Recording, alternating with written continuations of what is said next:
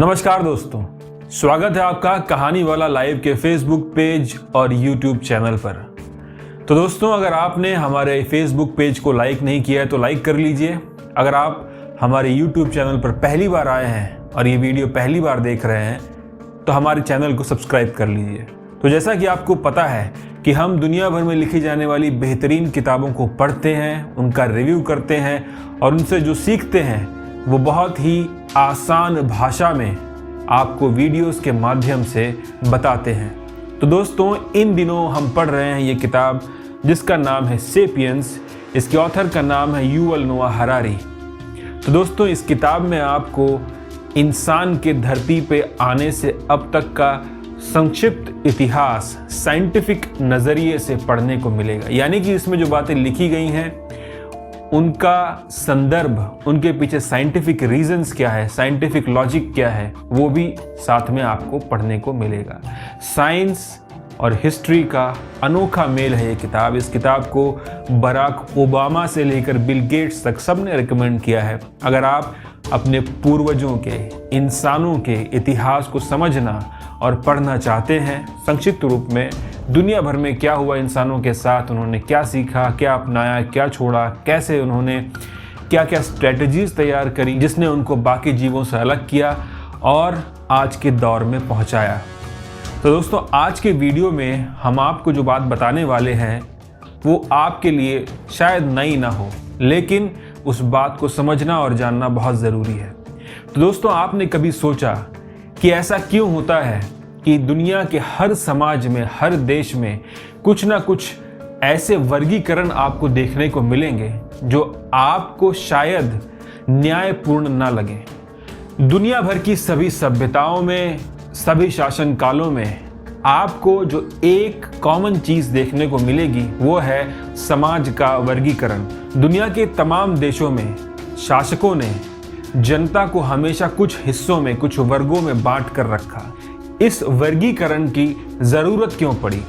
ऐसी क्या ज़रूरत थी और ये बात शुरू कहाँ से होती है? इस चीज़ को आज के वीडियो में हम समझने की कोशिश करेंगे। तो दोस्तों, शुरू करते हैं आज का वीडियो।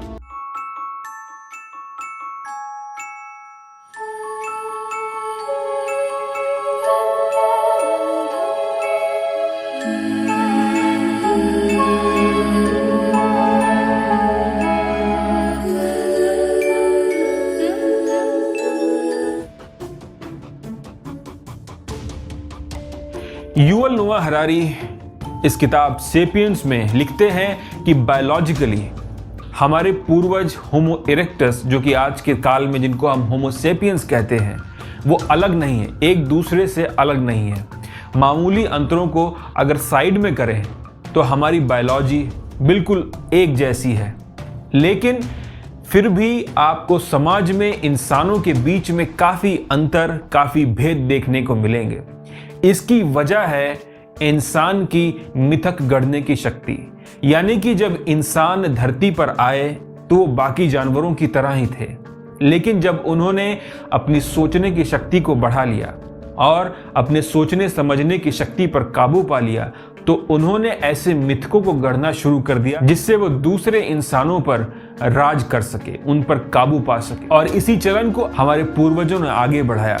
इन मिथकों को युवल नोआ हरारी इमेजिन्ड ऑर्डर कहते हैं, यानी कि ऐसी काल्पनिक व्यवस्थाएं जो वास्तव में नहीं हैं, लेकिन सभी को इन व्यवस्थाओं पर भरोसा करने के लिए मजबूर कर दिया गया है। और मजबूर किसके नाम पर किया गया? मजबूर किया गया ईश्वर के नाम पर। 17वीं शताब्दी बेबीलोन में एक राजा हुआ जिसका नाम था हम्मुराबी। अगर आप हम्मुराबी के कानूनों को पढ़ें तो आपको पता चलेगा कि उस समय सामाजिक व्यवस्था कैसी थी। हम्मुराबी ने समाज को 3 हिस्सों में बांटा हुआ था: सुपीरियर्स, कॉमनर्स और स्लेव।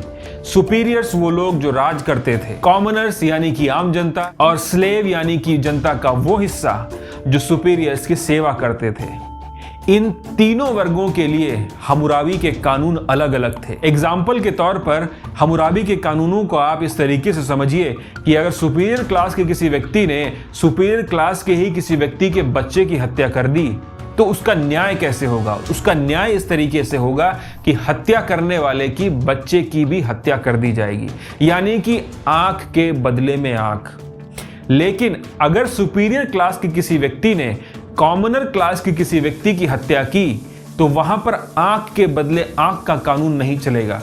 वहां पर कॉमनर क्लास के व्यक्ति की जिंदगी की कीमत बताई गई, यानी कि अगर सुपीरियर क्लास के व्यक्ति को सजा के तौर पर मौत की सजा नहीं दी जाएगी, उसको उसके बदले में कुछ रकम अदा करनी पड़ेगी, और अगर वो रकम अदा हो जाती है तो उसके गुनाह को माफ कर दिया जाएगा। इसी तरीके से आप समाज के जितने ही निचले वर्ग में पहुंचेंगे, आप जानेंगे कि उनको कम से कम अधिकार दिए गए, न्यूनतम अधिकार दिए गए, ना के बराबर अधिकार दिए गए। इसी तरीके से आप 18वीं शताब्दी में अमेरिकी समाज को देखिए, वहां पर रंग भेद की नीति कितनी प्रखर है।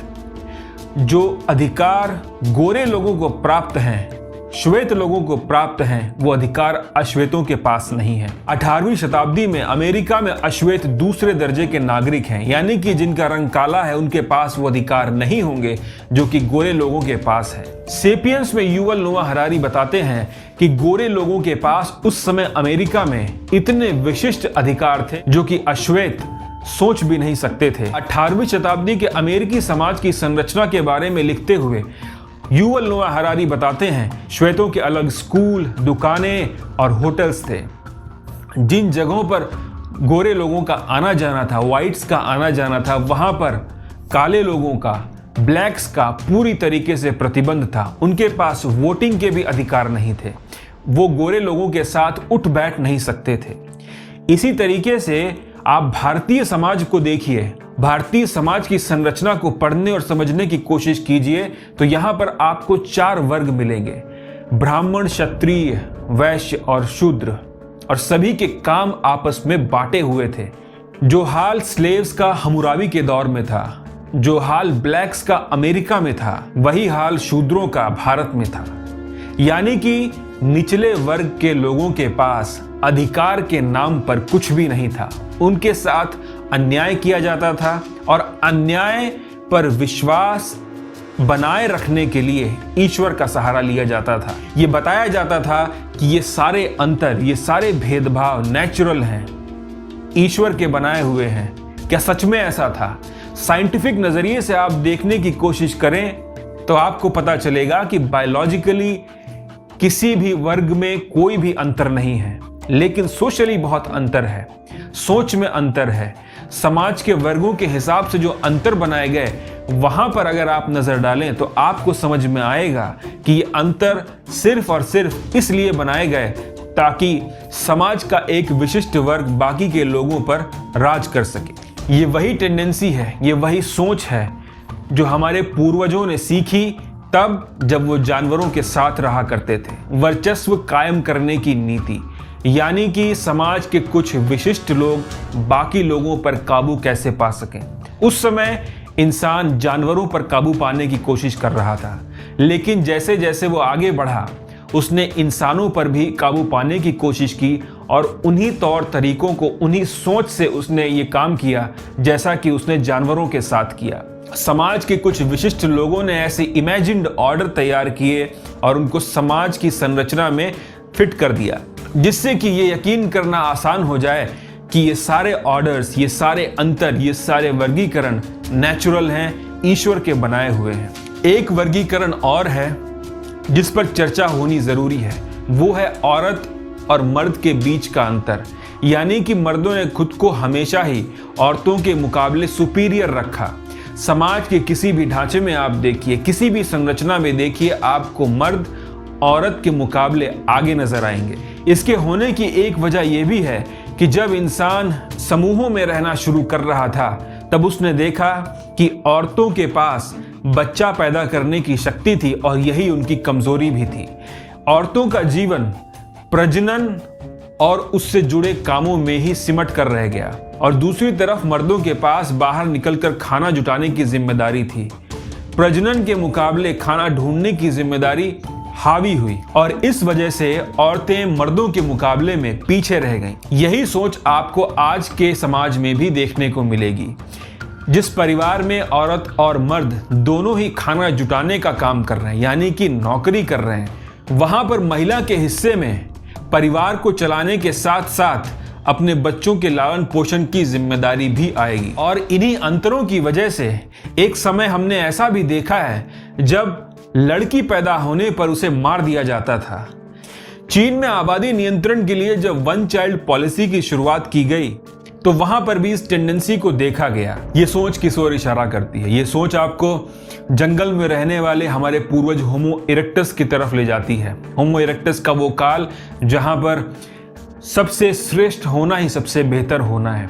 यहां पर भी जब हम औरतों और मर्दों के बीच में ऐसी स्थिति को देखते हैं जहां पर मर्द खुद को बेहतर साबित करने की कोशिश कर रहा है और औरतों के अधिकारों पर हमला कर रहा है, तो वहां पर वो यही करना चाह रहा है कि वो औरतों से बेहतर है, उसका कंपटीशन औरतों से है।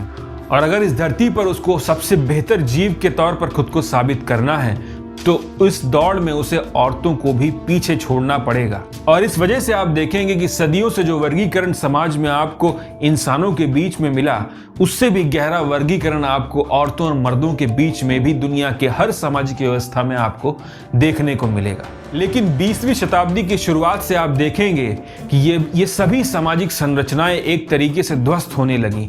चाहे हम्मुराबी के वो 3 सामाजिक वर्गीकरण हो जहां पर सुपीरियर, कॉमनर्स और स्लेव का अंतर हो, चाहे अमेरिका में रंग भेद के आधार पर समाज का वर्गीकरण, चाहे भारत में 4 वर्गीकरण हो, वो सभी एक तरीके से ध्वस्त हो रहे थे और पूरा का पूरा समाज एक वर्ग होने की ओर कोशिश कर रहा था। ऐसे में नए सोशल ऑर्डर्स की जरूरत थी और इंसान ने वो भी गढ़े।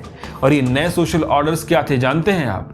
ये थे इकोनॉमिक ऑर्डर्स, यानी कि अमीर और गरीब के बीच का अंतर। पॉलिटिकल ऑर्डर, यानी कि 2 अलग अलग पॉलिटिकल आइडियोलॉजीज का अंतर।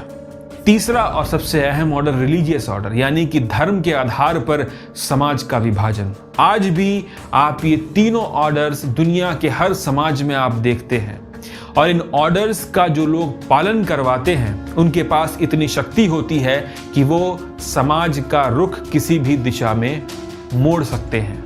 अगर आप इन सभी बातों को एक साथ रखकर देखेंगे तो आप पाएंगे कि ये वही जंगल वाली सोच है जहां पर इंसान जंगल के सभी जीवों पर राज करना चाहता है, यानी कि मुट्ठी भर लोग बाकी लोगों पर राज करना चाहते हैं।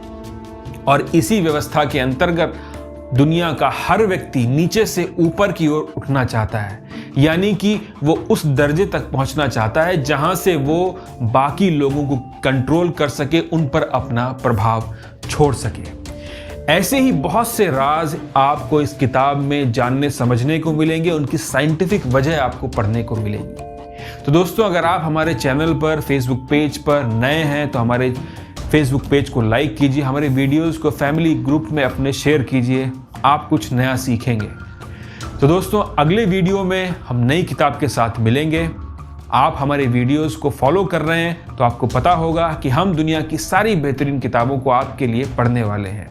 तो दोस्तों, अगले वीडियो में जल्द ही मिलेंगे। जय हिंद।